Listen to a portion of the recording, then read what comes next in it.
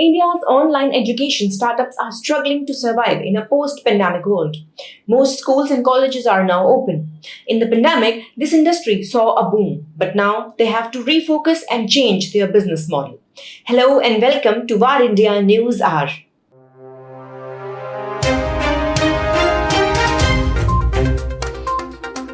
With schools reopening across the country, demand for online tuition has reduced substantially. A report says that the quality of online education has impacted the career of the student since most of the students have started the work of copy and paste. Secondly, online education doesn't deliver even 1% of physical school experience. With the resulting layoffs by the edtech companies, experts are worried that the sector was in a bubble all along, which is finally bursting. With existing funds depleting and no word on new capital, edtech startups are clueless about their future. And now the question arises, how can edtech startups come out of this crisis? In 2020, Unacademy achieved the unicorn status, while UpGrad, Vedantu and Eruditus became unicorns in 2021. India's first edtech startup Byju, valued at around $22 billion, is among the most expensive startups in the country. Inspired by these success stories, a host of new edtech startups have mushroomed in India over the last couple of years, taking the industry's market size to around $2 billion. In 2021, edtech was the third most funded sector in India, raising over $4.7 billion in 2021. All it seems, the edtech business is sessional. The educators turned entrepreneurs made the startups grow during the pandemic. They tried to address the gap during this difficult time. Now there is a sudden decline in edtech funding and the total money inflow in Indian startups slipped from $12 billion during the first quarter of 2022 to $7.86 billion in the second quarter. Also, July month saw less than $1 billion in total funding, which is the lowest in the past 15 months. Whereas India's education market was projected to increase to $313 billion by 2030. Now the promoters attributing it to business model changes due to the COVID-19 pandemic. The pandemic helped this sector as much of the country's $180 billion education sector went online. This made edtech space the third most funded Indian startup category, only behind e-commerce at $10.7 billion and fintech at $8 billion. In the pandemic, this industry saw a boom, but now they have to refocus and change their business model. All it seems, the companies are embracing the hybrid model and innovating to scale up their offline presence because the market is still big. So it is clear that big edtech firms with deep pockets are funding their hybrid move to stay in business. Let us now look into today's headlines in VARINDIA. IRCTC to foray into payment sector. The Indian Railway Catering and Tourism Corporation can now apply with the Reserve Bank of India for a license as a payment aggregator.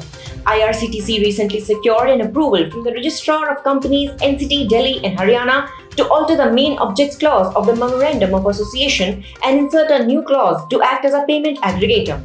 The Railway PSU is all set to take entry into the payment sector and is eyeing a payment aggregator license. Currently, IRCTC has iPay, its in-house payment gateway. iPay enables payments for booking tickets of rail, bus and air travel and tour packages on the IRCTC website and mobile app. Instagram rewards 38 lakh rupees to Indian student for finding a bug. A student from Jaipur has received a reward of rupees 38 lakh from Instagram for saving social media accounts of crores of people from being hacked. As per the information, the student found a bug in Instagram due to which thumbnails could be changed in any user's account without login and password. He notified Instagram and Facebook about this mistake, and after finding it authentic, he got a mail from Facebook in which he was informed that he has been given a reward of $45,000.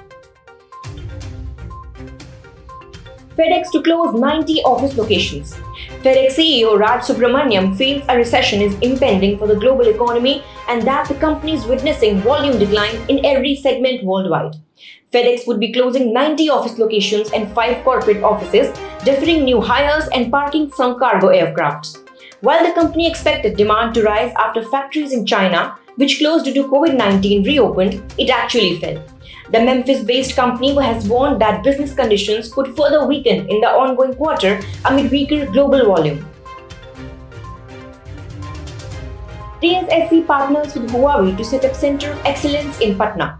The Telecom Sector Skill Council has opened a Center of Excellence in NIT Patna in collaboration with Huawei Technologies for capacity building in the telecommunication sector.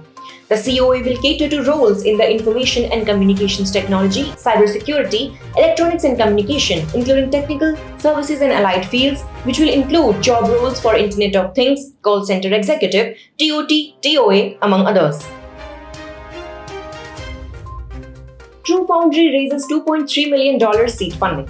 US-based machine learning startup TrueFoundry has raised a $2.3 million seed fund led by Secure India and Southeast Asia Surge.